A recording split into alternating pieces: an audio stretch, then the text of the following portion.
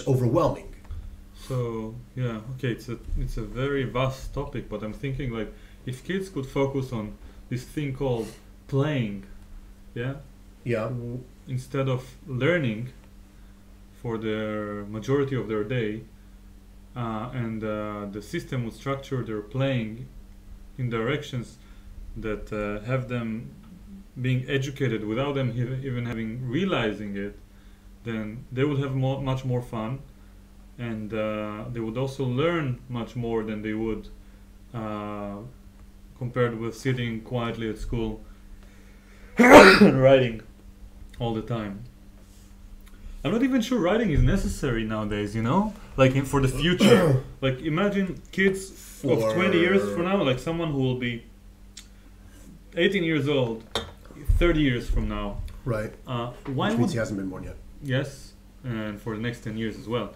So why would they need to know how to write when, in fact, From a practical standpoint, like or if from they a could, like if everything will be digital and so on? no, from a practical standpoint, if you're just talking, people should be learning how to type. What Yeah. we should be doing is getting rid of the standard typewriter. The standard typewriter is a colossal error. I mean, the standard keyboard is a colossal error for so many reasons. Not the least of which is that the letters are just in the worst places possible, like on purpose. They're in the worst places possible. We should be switching. What's it called? We should be switching to some sort of a practical, prediction based, strong prediction based methodology. Some sort of a keyboard that, certain words should be automatically available, etc., etc., etc. And but there are certain physiological benefits to writing. So neuropsychological benefits to writing. Mm-hmm. There is a reason why some famous writers, even now, Dvorak did that already with Kipel. Yes, I agree with you, Jim White. I think you and I are on the same page. I'm just saying that the Dvorak keyboard is a great idea. I think we can go past the Dvorak keyboard to predictive, etc., etc. But yeah, but the QWERTY, can we all agree that the QWERTY keyboard is the absolute worst possible? Ionis Paraskevopoulos asks, the letters are in the wrong place, LOL. Yes, they are. The QWERTY keyboard, which is called that because if you look at the top left corner, top row on the left, you'll see the letters QWERTY is the QWERTY. You will find that if you run an algorithm of the most common letters in the English language, they are all on the left when most people are right-handed. And not only that, but the most common letters that are on the left are devoted to the weakest fingers on the left hand, which are the third and fourth fingers. And that was done on purpose because back in the day, typewriters had little hammers. It was like like a little hammer, and you hit M, and the little M came out, and there was a little strip of ink, and it smacked the strip of ink, and it printed an M onto the page. And if you started to type too quickly, the hammers would get stuck to each other. And because they got stuck to each other, they jammed like this. Then you had to stop, and you had to pull them back, and you had to manage, and you had to clean your hands. I mean, I remember it happening to me when I was a little kid. I mean, it's I'm not that old. I'm only 44, but even back then it was it was an issue. And so the QWERTY keyboard is designed to prevent typewriters from jamming by placing the most common letters on the weakest fingers of the weakest hand. It is quite literally designed to slow you down, which is why get any person. Gmail is doing multi-word compilation now. Yeah, I know, and it's amazing. I think it's amazing to see. I don't know, have you noticed that? The multi-word compilation now? If you start to type a sentence, Gmail will fill it in with the most logical. For example, if you say, I'll send it'll do things like rest of the material later today. Like it'll fill in that whole sentence. Yeah. And that's really where we should be. Yeah. Makes sense. But that's the kind of thing. But yeah, it was literally designed to slow you down as much as possible, which is why the Dvorak keyboard, doesn't matter if you are right-handed or left-handed. I learned how to type on an old typewriter. Yeah, but if you learned how to type on an old typewriter, the E is in the... So he asks, how fast do you need to type? Well, some of us need to type extremely fast. Are you kidding me? I type for a living. I mean, it's the difference between typing 50 words a minute and 100 words a minute, for me, is twice the money.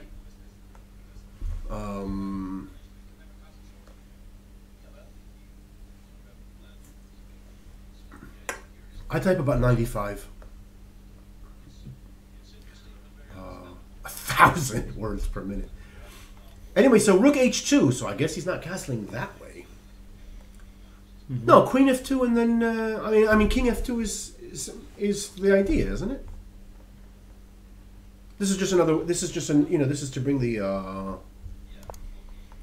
So we need to know how to type fast for online arguments.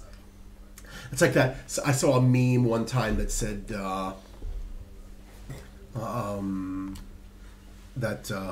there's nothing move that the only thing that moves faster than the speed of light is the thumbs of an angry woman. In an online argument. Like, yeah. Wow. That's interesting. The completion is being done strictly based on n-gram frequency. There's no logic, syntax, or semantics being used. Oh, I have an interesting topic for you coming up soon. Moral topic. But before I do, let's talk quickly about the move. So after 94, in the game, 97 as expected, bishop d3, as we both wanted to mention, but failed to do so because of our interesting topics. Castle short, so Fabi and Carlsen finally committed to black's castling. They take them as a whole. Like Carlsen decided he will castle kingside, even though g4 can come soon. And now Fabi made an interesting move. He played rook h2. So he does. Sorry. He wrote E equals M angry woman's thumb square. That's the ultimate. That's just funny. That's just funny. Okay. Anyway, yeah. Sorry. Yes. Yeah, so Fabi decided to. He's not going to castle short, but he might have his king on the king side if needed. So he played rook h2. I assume with the idea of potentially castling and doubling the rooks if needed, with any g4 related ideas, or maybe even rook c1, the other rook to c2 or d2, somewhere in the queen side if necessary. So he wants to kind of connect his rooks without committing his king yet. And if necessary, he will castle queen side, but he's making a useful waiting move. I like the move rook h2 quite a lot, although I don't think white can castle along anytime soon because of b5. Wait, so the idea is to keep the rook flexible though, because it can remain on the h file. The king is the one who's flexible, not the rook. The rook is not flexible; it's on h2. The king is flexible. No, but there's no possible idea of bringing the rook over to over to c2. No, yeah, but that's not flexible because it cannot stay on h1. It cannot castle. I see. So like, the rook is either going to c2 or being doubled on h1. I see. Okay. Or even the g file if necessary later on. The king though may or may not waste the tempo castling. So there could be rook c1 later. There could be castling long. There could be even king f2 if necessary. I see. Okay. So Fabi is playing quite flexibly.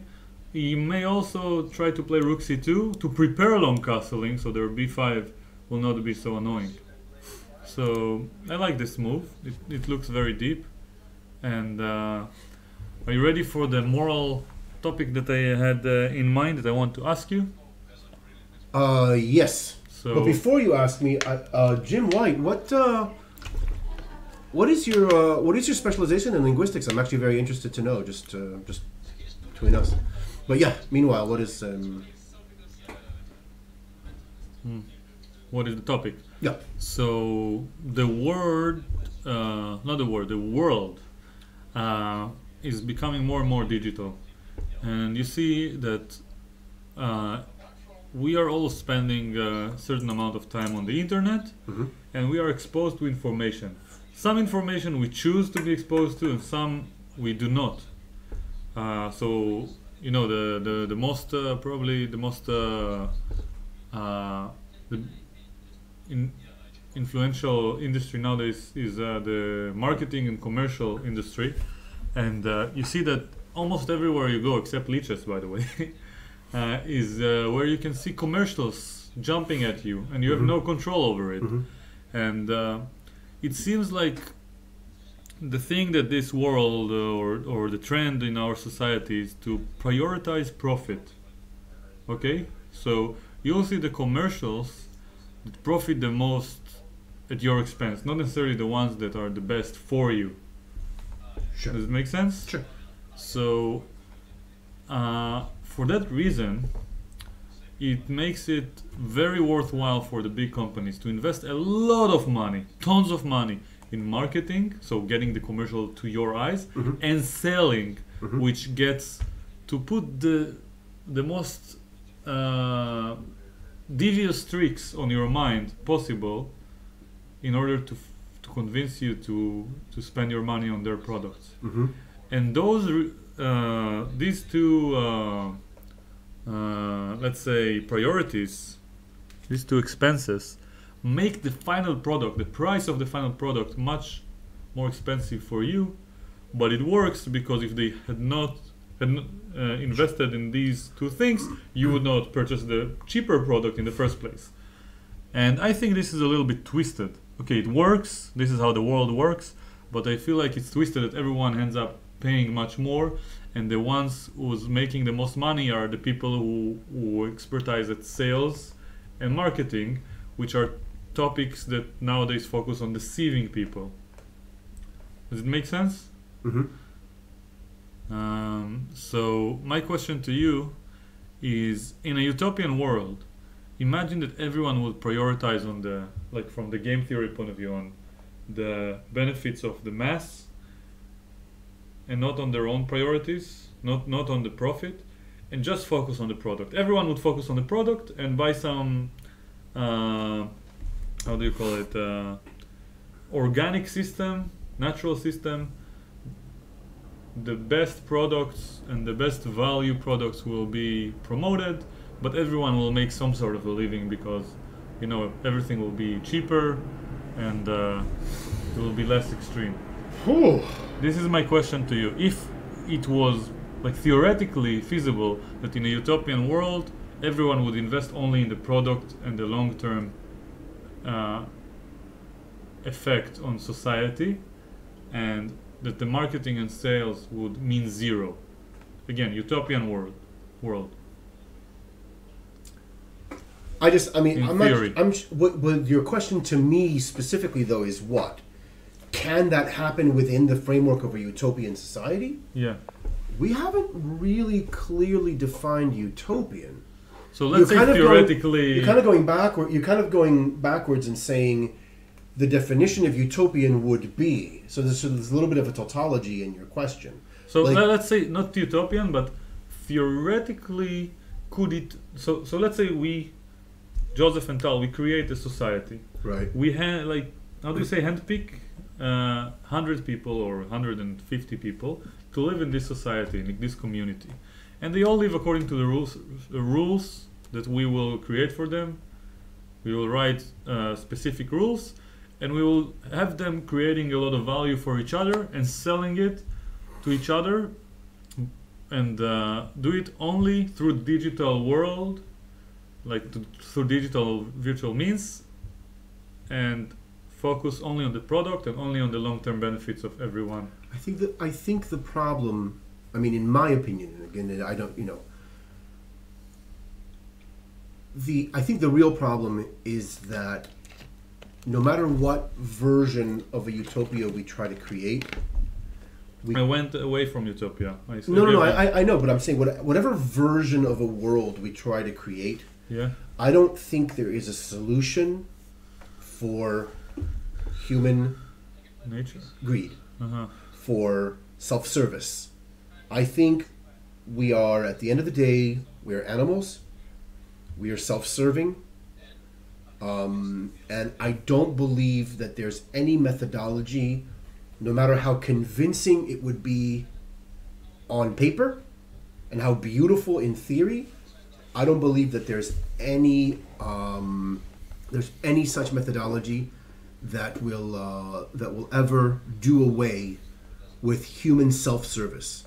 I just don't see it. And it's very interesting because, you know, here in Israel they tried something very close to that with the kibbutz. Something very, very, very close to what you're describing with the kibbutz, and it failed. You know, it just I've spoken to people who grew up in kibbutzim and talking about how when they would start handing out furniture, you would already start, well, why did he get a bigger cat? Why did he get a smaller team? Why did I get it? At the end of the day, we're what's it called? We're animals. We're self-serving. We're self-serving. You take a piece of meat outside where there are 20 cats, you throw it on the floor, you will see the real world, so to speak. And I mean, you will see humanity at its, what's it called? At its, you know, you see what human beings basically act like on a, you know, but... So, I'll give you an example, okay? I tried to... Kibbutzim were great while they lasted. Yeah, exactly. I'm not sure. By the way, Jim White is a computational linguist and what's it called? Programming engineer, which is to say that he is so to speak a real linguist, like a linguist. Like he works in linguistics. You know, my world of, you know, etymology of and you know and develop and what's it called? You know, development of languages from Semitic languages, etc. Is hardly on the level of what Jim White is doing. He's doing the real stuff. Yes. I just don't. I mean, that's really what it comes down to. I just don't believe you can ever get people to stop being self-serving. So, regarding this topic, okay, I was leading somewhere because in my personal experience and throughout my life, I've been trying to do the most to be as authentic and let's call it. I don't want to say generous, but let's say not greedy as I can. Mm-hmm. And so I would focus on what I need and then try to set prices and everything according to that and focus on giving as much as I can. And when I can, I would give for free, much like I did with my channel. And I don't even have a plan of what to do with this channel that I spend so many hours sharing my knowledge with the world, you know, and my passion. But I feel like I have a lot to give and I want to give it for the lowest price possible for people so that I could maybe make a living one day, even if it will take 10 years to reach this point. But everywhere I read and with every person who knows anything about marketing, people disagree about my approach that I should be honest. So for example, when it comes to, you know, advertising, let's say I will have a new product about chess, like we said, the Baron Blitz method. So if I wish to have people, you know, exposed to it, I don't want to pay Facebook or whatever platform so that people can see it. I want to have my own audience seeing it without me having to pay money so that the product will not be more expensive. Right. And yeah, but you'll never be able to manage that. There's just there's too many people standing in your way. So I was just thinking that whoever is exposed to my videos, like I can ask them honestly, like, okay, you can give me your email and I will only send it with a very low price whenever I have a product, maybe once a month or two, and I will not, you know, try to oversell or create too much profit from it, and do it honestly. But everyone keeps telling me, no, this doesn't work if you're honest, if you're just, you know, coming to the people and say to them without deceiving them. That's not human nature. They will not appreciate it. They're not aware of how much they are cheated during the day, like in all the commercials that they see. And I don't know, it's a big question for me. Like, I've seen some materials about marketing and about selling, and I don't like it, but it works. So, like, I believe in an alternative, at least for my own sake, and I want to be as humble and honest as I can. But if this simply doesn't work, then I'm not sure if if it makes sense. I ju- Should I exploit human nature and greed in my favor, or should I just go with my own truth for the long run and hope that people appreciate it and that I will have my small share of the, of the big pie? Well, I mean, listen. That's see, now you're asking an entirely different question, though, Yeah. which has nothing to do with the economics of the decision. You're asking a moral question. Yeah, yeah. Which is That's what I said at the beginning. Right. No, I get that. I'm just saying that the whether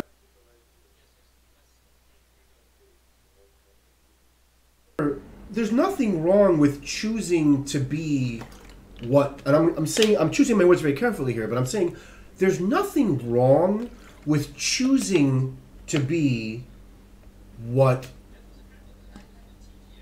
much of society calls a failure.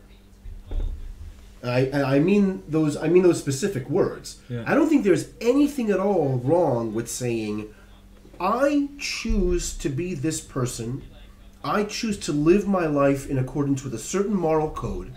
Mm-hmm. I don't care whether society defines success by dollars, by number of likes, by number of follows, by whatever accumulation of wealth or whatever other thing. I have my moral code, and I'm going to live by that. And the fact that society wants to call me a failure is between them and them. It has nothing to do with me. The only question is whether you can comfortably subsist within that decision, because obviously, there are a lot of the risk in the extreme is homelessness and abject poverty and starvation and so on and so forth. But if you're talking about, if a person is prepared to be some kind of he did Castle Queenside, some kind of an ascetic, what you're talking about is a kind of asceticism, and what's it called, and just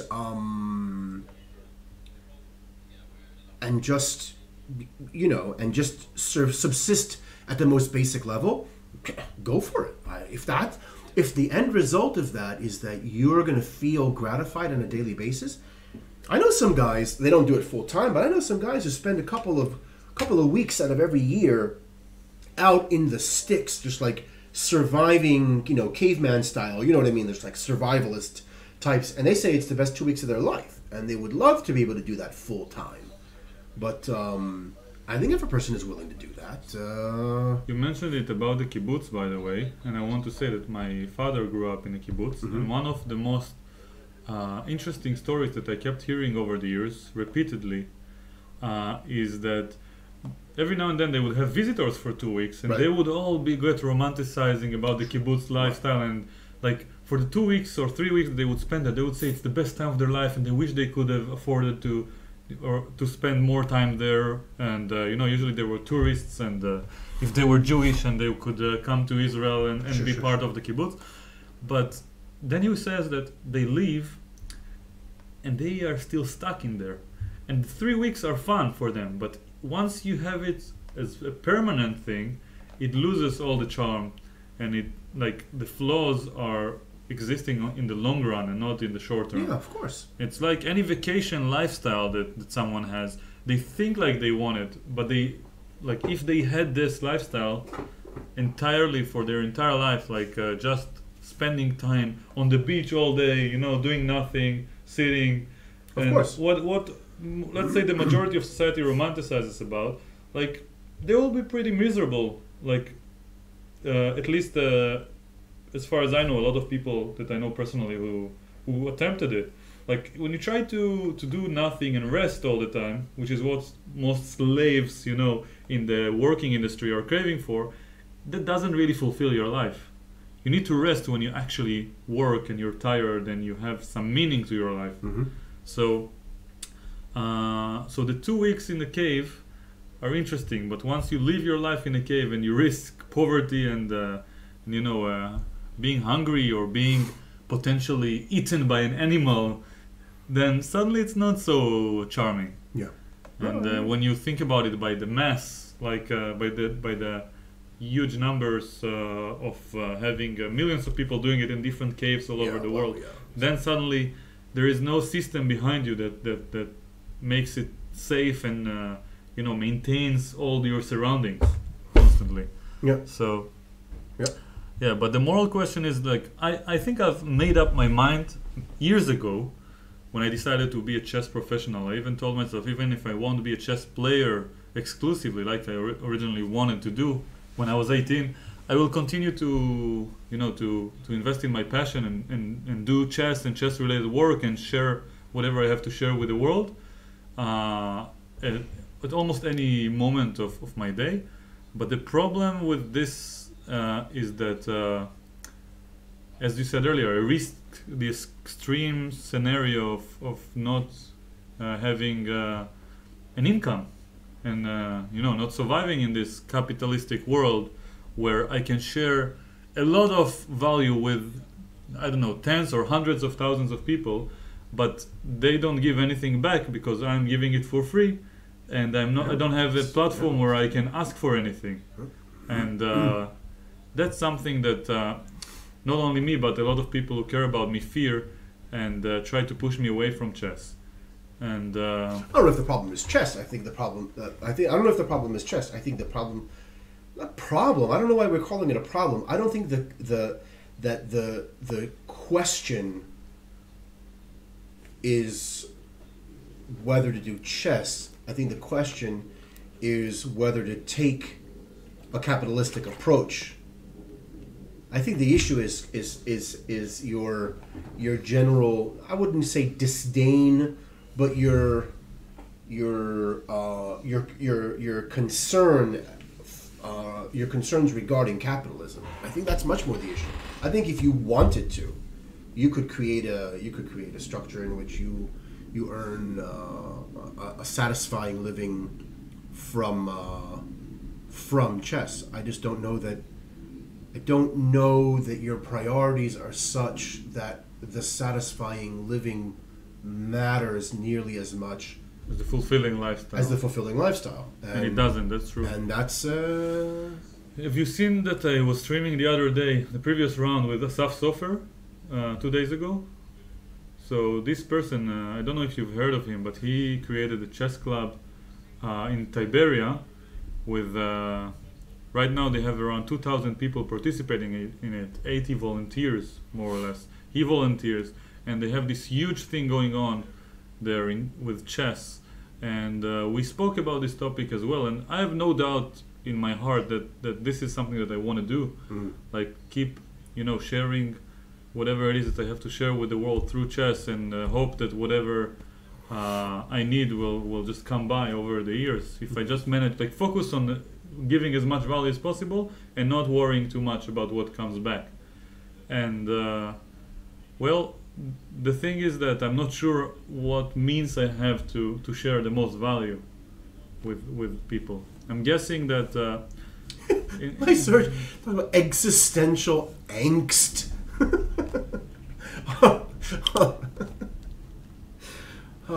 All right, well, let's at least take a look at on the topic of existential angst. Let's take a look at at these two moves, and then we'll go back to. That's what I was going to say. Actually, that like the best thing I can do right now in this moment is probably to try to teach you something about the game. So bishop d3. So bishop d3, castle short. Now we had rook h2. Black played rook ac8. Which follows the principles actually, like which piece doesn't work, but white has no threat, and putting the rook on the open file. Also kind of aimed against long castling, which white played anyways. Yeah, I was gonna. This is the part. And this is the part that just surprised me, like you just did. But I guess in this position, I assume b5 will be met by rook c2. Right. And that's what I was assuming also. Yeah, and bishop g6. Preparing f5, right? I mean, that's the idea.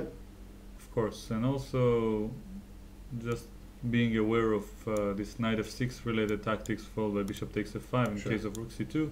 Yeah, but f5 is the main plan. Although when playing f5, black has to be careful of the knight going to the e6 square, which is a very difficult square for black to deal with. It attacks a lot of things. So it kind of threatens f5, but it's unclear if black wants to execute this threat quite yet. So g4 would be premature, you're saying? You don't have to... g4 is unrelated to whether black is threatening f5 or not, because first you have to realize if it's a threat before you decide how to handle it.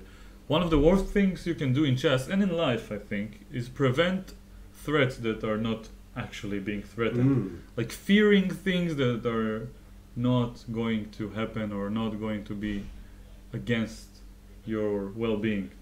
So I think it's defined as an anxiety. Fearing what you know is not going to happen is irrational behavior. No, anxiety is excessive fear of what could happen.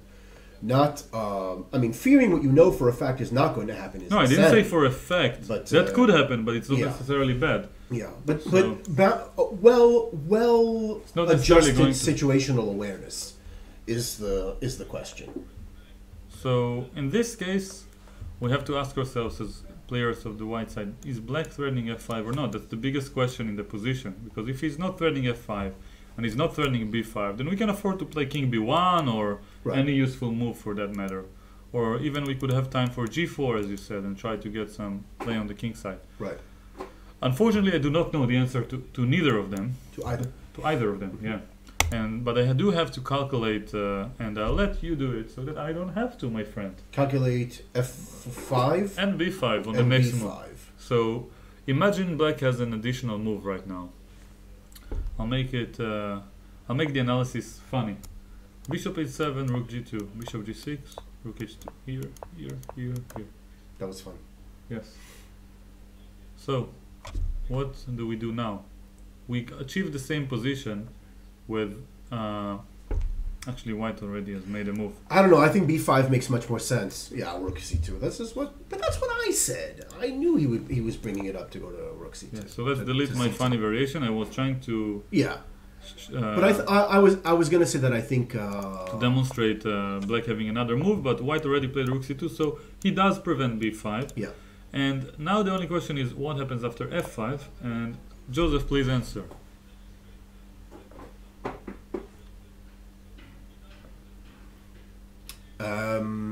Knight g4. Knight g5, and what's it called?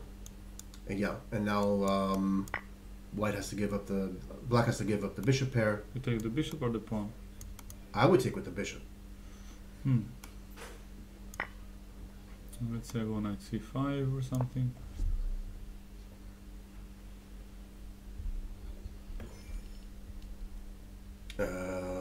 Bishop f1 to h3.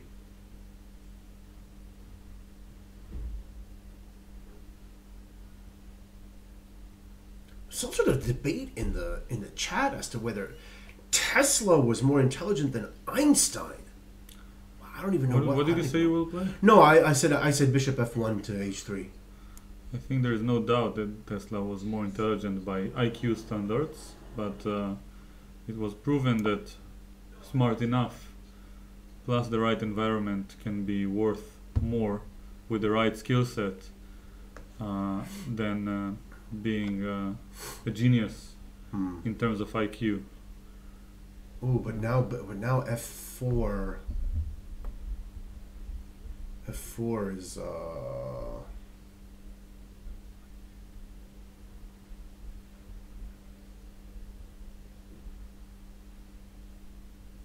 f4 seems like a real threat now, no? By black? Yeah. It is black's move, so I will answer your question with actions. And it seems like black has some initiative after the sequence that we've played, but maybe, after f5, knight g5 and takes, you could consider it. Yeah. But here, unfortunately, you have to give up with your bishop here. Bishop, or at least play f4. which is interesting, I won't lie. Now b5 is another interesting option. That's very complicated, I have to say. Phew. And knight d3.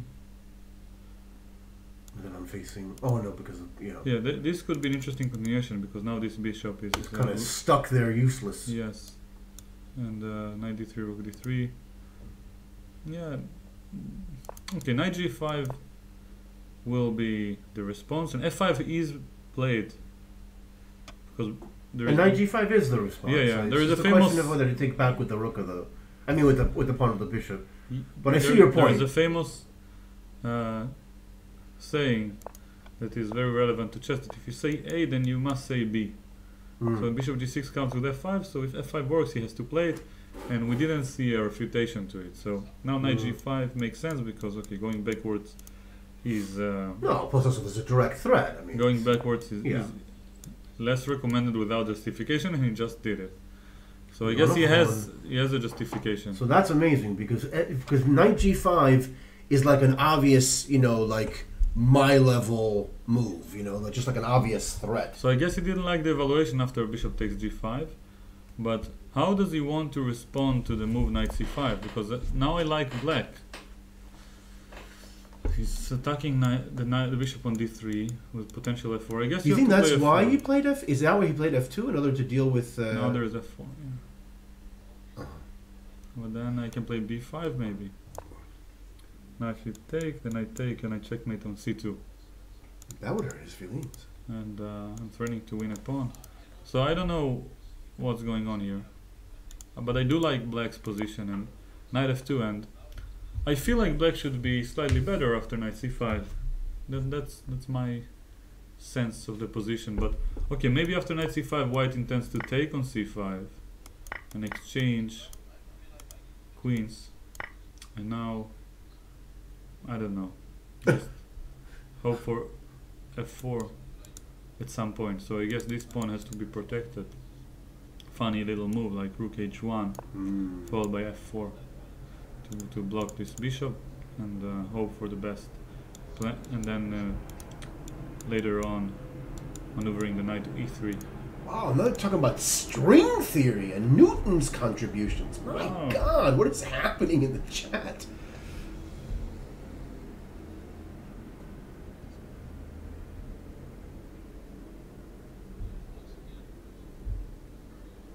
I like David Grog comment from a while ago.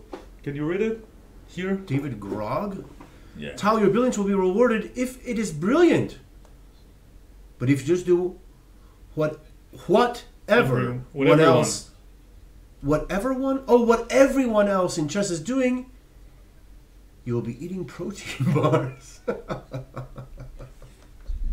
You'll be condemned to a life of Excel and protein bars and free That you cannot YouTube afford. videos. That's great.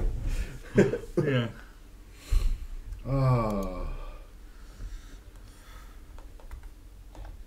The pseudoscientists on Suicide Watch. Is that supposed to be like a tongue twister or? It's funny. I always have a problem when these kinds of discussions start, like, who is the smartest human being ever? Only because I feel like the terms are not well defined. Like, what do you mean by smart? I mean, smart in what sense? You know what I mean? Are we talking about output? And how does it help us also? Well, no, but that's a separate question. But even if the question itself is valid, it can only be valid when defined. And if you say, well, who's the smartest person of all time? In what sense? Yeah. I mean, in what sense? Does it not does great art not necessitate a certain kind of intellect? It's the brain that's doing it. I mean, we can't pretend as though, to paint the Sistine Chapel doesn't require the brain. What about people who manage to preserve their happiness and choose their partners and do all those basic things in life, like cooking and not damaging the earth, all those things ג'רף חזר. הוא רוצה לדעת מאיפה אנחנו מכירים. Well, while you answer, I'll go charge my phone really quickly because Go I charge your forgot phone, to do and it. I will In answer case I will go Jirafa to the Balafa. lesson. Jirafa Balafa wants to know, he wrote in Hebrew. By the way, we would rather everybody wrote in English just because it's the common tongue, so to speak. But Jirafa Balafa wants to know where Tal and I met. Tal and I met at the Maccabiyah 2 years ago, which is a quadrannual chess tournament. It's actually, the Maccabiyah is kind of like this is going to sound kind of corny, but it's kind of like the Jewish Olympics. They basically bring Jewish competitors from every sport imaginable to Israel, and they have competitions and everything from tennis to soccer to, etc. And included in that, it was the chess Maccabiyah, which involved, included 5 tournaments. There were 2 GM norm tournaments, there were 2 IM norm tournaments, and there was an open. And I was playing in the open. It's actually the first full 9-round open chess tournament that I ever played, because I've really only been playing competitive chess for about 3.5 years. That's where Tal and I met. We were schmoozing in the lobby of the hotel. We were talking about a book we had both recently read, a book by Daniel Kahneman, Nobel Prize winning economist, psychologist actually, but Nobel Prize in economics. And that's how we met, and that's how we got to know each other, and we've been friends ever since. That's the quick story.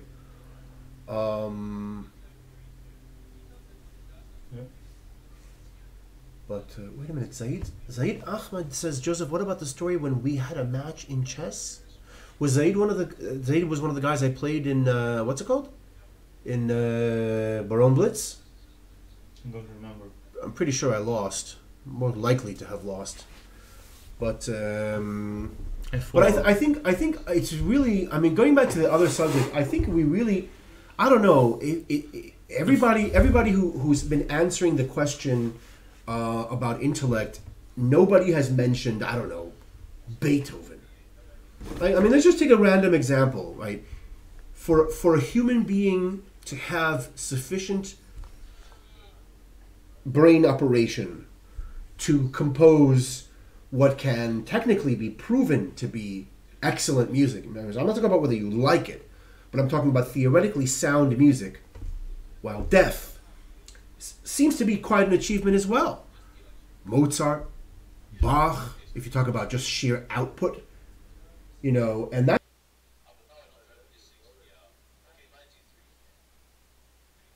classical music just happens to be a field that I know a little bit about. What about some of the great, legal minds? People who have, Peter says, Joseph, I mentioned him. Gödel Escher Bach, yes, great book. If you really want to read a fascinating book, it's a little bit abstract, but if you really want to read smartest person in history does not have to be a scientist. No, I agree, and I'm not sure that they are. I'm not sure that they are. We have. Look, don't get me wrong. Nobody's going to. I don't think anybody's going to dispute the importance of science or the brilliance required to be a world-class, mathematician or physicist or etc. But at the end of the day, I think the presupposition that the greatest minds are all scientists is like a Sheldon Cooper fallacy. If I can get away with a pop television reference, I think it's a Sheldon Cooper fallacy. Bazinga. No, I really do think so. I would call that the Sheldon Cooper fallacy. The assumption that the smartest people in the world are all scientists of one kind or another, I think is among them for sure, but all of them, no. So I think A5. An A5. So in this position, knight c5 was played like I mentioned earlier, before charging my phone. Mm-hmm. Then f4. Right. To prevent all of the ideas with f5. Knight d3 connected F4. with f4. Mm-hmm. Yeah. And now a5, attacking the queen. Well, this is a very interesting question, like a position. Move Yeah. 25, we've only exchanged one pair of light pieces. All the pieces are on the board. Both Yeah. players are interested in a fight. Yeah. And Caruana could have forced the draw and he declined to do so. So, Joseph, let me ask you just by intuition here, in this position, if we were to have a decisive result, regardless to the names of the players, let's say it's this like, you know, Carlsen versus Carlsen, whatever, or whatever, Kasparov versus Karpov. Or just X versus Y. Exactly. K versus K is the most common. So NN. You always see that. Yeah, yeah. NN yes, versus NN. Yeah. in the most beautiful games. Yeah. Versus Morphy. So in Right. this case, imagine two high-level players playing here. How could you try to predict a result of a game? I know you're not too experienced with trying to do so, but I have had a certain I'm not sure I understand your question. You're asking me based on this position. yeah, just looking at the position, Ah. looking at the clocks, looking at like the optics of the position, like Right. how it seems to you. Personally, How would you sense like the initiative taking place? Like here in this position, I would favor black for three specific reasons. I mean, if you're asking me how and why, I have three specific reasons. all right, Number one is the time difference, which I think is Okay. something to look at. Black has significant amount of time. I agree, Uh, but let's ignore it for that Okay. matter. Secondly,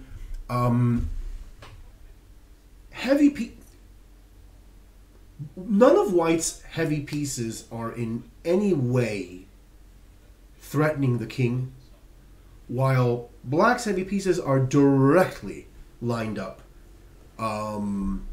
with White's king, and so are his light pieces for that matter. I mean, it just seems to me like, you know, the bishop. Okay, I understand that right now the bishop is kind of locked on g6, but the fact is that the bishop can has the mobility to relocate, you know, to a4, for example. You know, any kind of a pawn break like b5 threatens exposing the king. Right now, White is already being forced to move backwards. I don't know. It just seems to me like if I were using a martial arts metaphor, I would say that Black is pressing.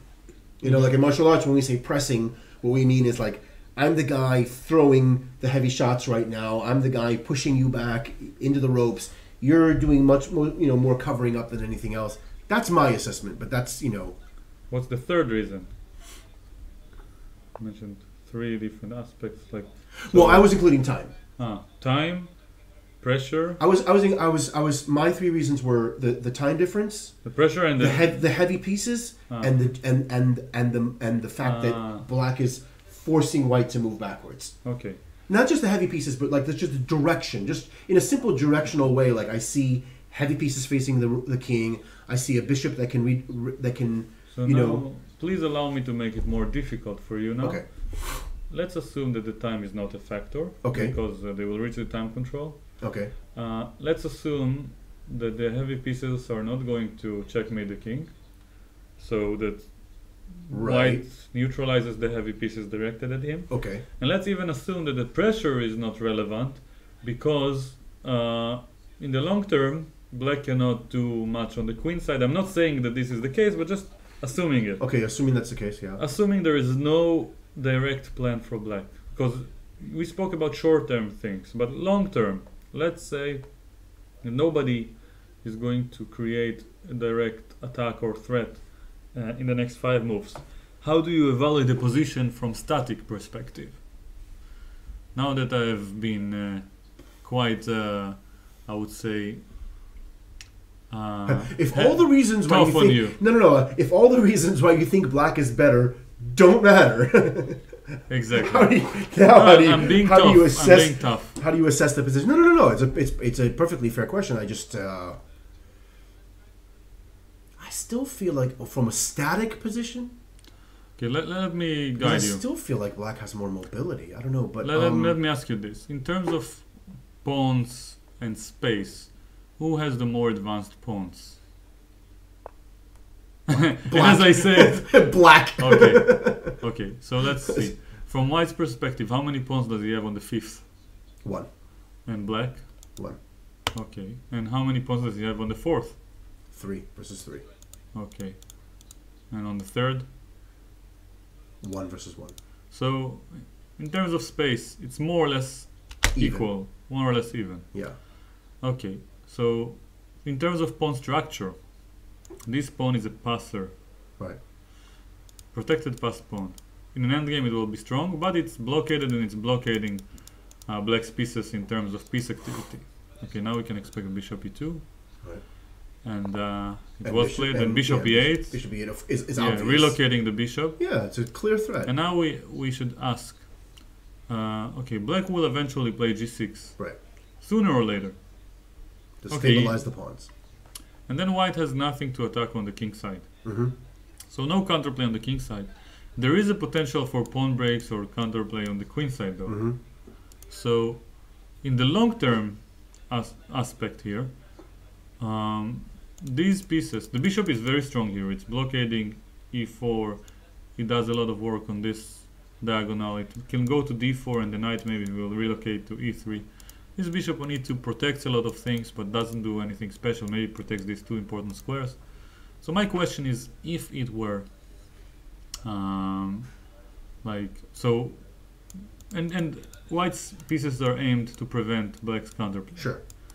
So now the question is, in terms of piece activity, in 5 moves from now, who will have more active pieces? So these two pieces are on an open file. White's e file is blockaded, yeah? Right. So you can say that this queen and rook are more active than this queen and rook. Right. This bishop on a4 and back to d7 will be equally blockaded as the bishop on e2. The bishop on f6 will probably compensate for the bishop on d4, e3. They might get exchanged. Which knight is better? The knight that will maneuver to e3 or the one on c5? Which is more active? The one on c5. That's correct, because it's closer to the center. It's farther forward. Yes, farther forward. It has Closer to some the center threat. and it's closer to the king. I mean, to the enemy line. Yes. So the main question now is, now that we know that black has more potential for activity, which is the main reason I think statically that he should be slightly better, is whether he has a pawn break or not. And Okay. because without pawn breaks, it's going to be very difficult to. You mean a pawn break other than b5? No, I didn't say other than b5. Ah. I said any. Ah, okay. So if he plays bishop, okay, king b1. So let's analyze. If bishop a4, b3, bishop d7, anytime you'll play a4 will be met by b4. Right. And then maybe a3, and you won't have anything serious going on. Right. So the only real pawn break is b5. Can white effectively prevent b5 for a long amount of time? That's my question to you.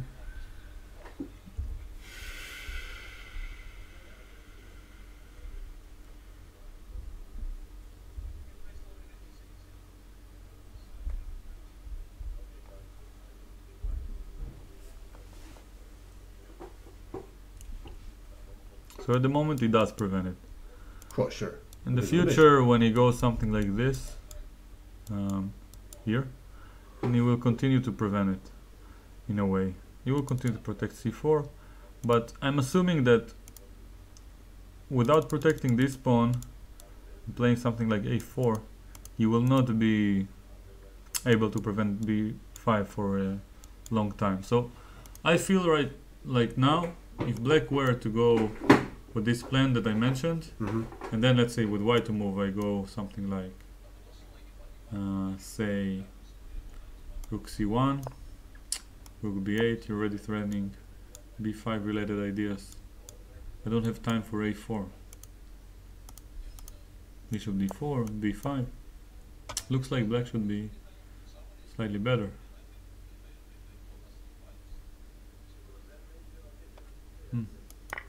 but then there are ideas connected with this kind of stuff that has to be addressed. Okay, we have bishop f6 on the board. Yeah, I was about to ask about bishop f6 because once you play b3, or once you know b3 is a danger, then it's kind of like a fianchettoed, bishop when one side is opposed to the other, and now for the rest of the game, there's just that horrible threat along the diagonal. We can expect bishop d4 to take place sooner or later, or rook c1. But I think white should be aiming to playing a4 at some point against b5. But the problem is that he cannot really do it without b3, and black will be in time for rook b8 and b5 if necessary, because b3 also has to be protected, and there is no good means to protect this square after a4 is played. So, I mean, before a4 is played. So, I say that black is the one playing for the advantage, fighting for the initiative, and adding to it all the previous things that you've mentioned that I kindly disqualified. Seems like white is in trouble. Not in trouble, but well, this is the kind of thing where I like to refer to. I really love the Italian term. I don't know if it's an Italian term, but I hear a lot of Italian chess players saying it. Yeah, black is the one who's performing the massage. Performing the massage? Yeah. Really? Yes. That's interesting. Yes. So he has this slight pressure, and it's not so clear if white will crack or anything, but it's quite obvious that he will have to be very resourceful, and it's very difficult to hold positions that are only slightly worse. When you're like much worse and you find defensive moves, then okay, if I'm not getting mated, then I will survive. But here, you're not even sure what he's threatening. He's just going to slowly, come squeeze and come at you with the pieces. Yeah.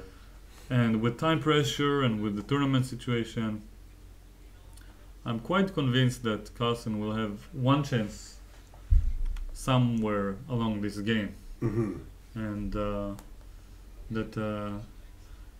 it reminds me of a famous story, very famous story in the chess world, that I'm not sure if I should censor or not, but I will choose to share it with the viewers. Kasparov mentions it in his book How Life Imitates Chess. So I hope everyone heard of Tigran Petrosian, the world champion. For those who don't know, it's in the picture here. Yes, I'm trying to search for him. He's in the middle. In the middle. Right there. Yes. So on the d4 square, which suits him very well. No, that's not the d4 square. It's the c4 c4. square. So why did I write... I don't see it well. c4. I saw d6 written above it. No, it's the c4 square. And I thought I started with the A on the right. There's another Tigran Petrosian though, also, isn't there? Yeah, but it's very confusing. Yeah, but this is Tigran. There's Tigran L Petrosian and the original one. So I want to. I mean, is a topic for a different discussion. But a quick anecdote is that there is a famous coach from Israel named Ilya Botvinnik, who used to be the main coach of Belarussia. In no way related to the real Botvinnik. No, but he did name his son Mikhail Botvinnik after the world champion. And to my surprise, I heard that in the World Youth, in the last round, there was a game between Mikhail Botvinnik and Tigran Petrosian. That's hilarious. Yes. And last round, I think it was World or European Championship under 18 or something. And Tigran Petrosian won, which is funny in itself. Yeah, right. But back to the story from Kasparov. So, in the actual game by Kasparov and Petrosian, when Kasparov was growing up as a prodigy, he would always attack Petrosian very fiercely, and Petrosian will keep finding all these weird defensive moves that Kasparov didn't come up with, and it would break him mentally, and his attack would dissipate, and he would remain without a pawn or something. and lose the game once after another. With one famous case where Petrosian moved his king like to the center with a defensive move that was brilliant and just completely crushed Kasparov's spirit in that game. And after the second loss, Kasparov was quite frustrated. And at some point in his life, he was talking to Boris Spassky, another ex-world champion.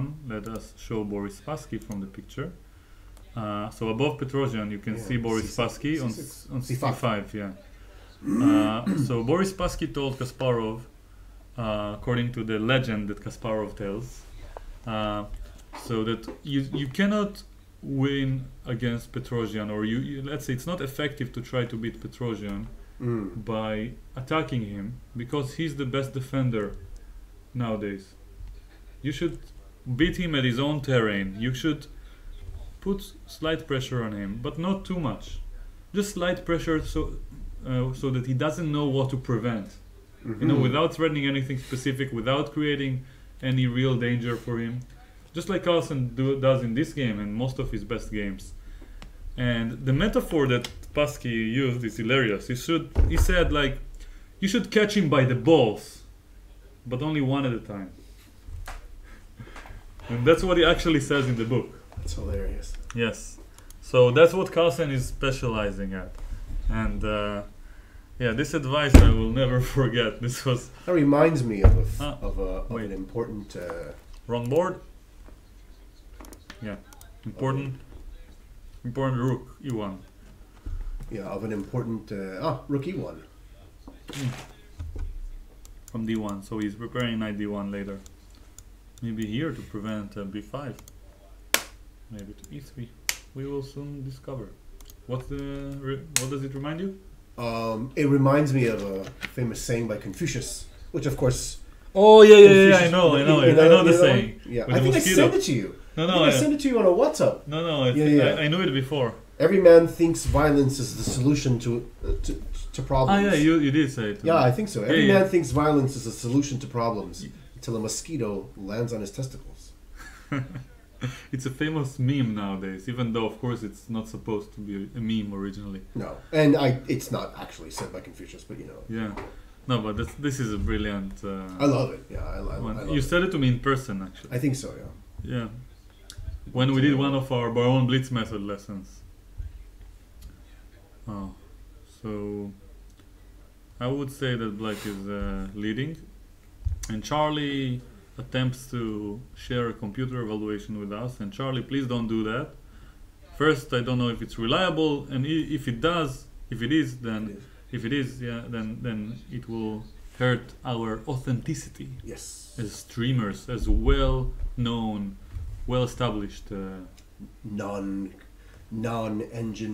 streamers. Well-established, world-renowned non-engine using streamers. So the Highway Speeder offers knight A4. Yeah. Giraffa Belafa likes the Confucius quote. And you just like saying Giraffa Belafa. Yes. Of course.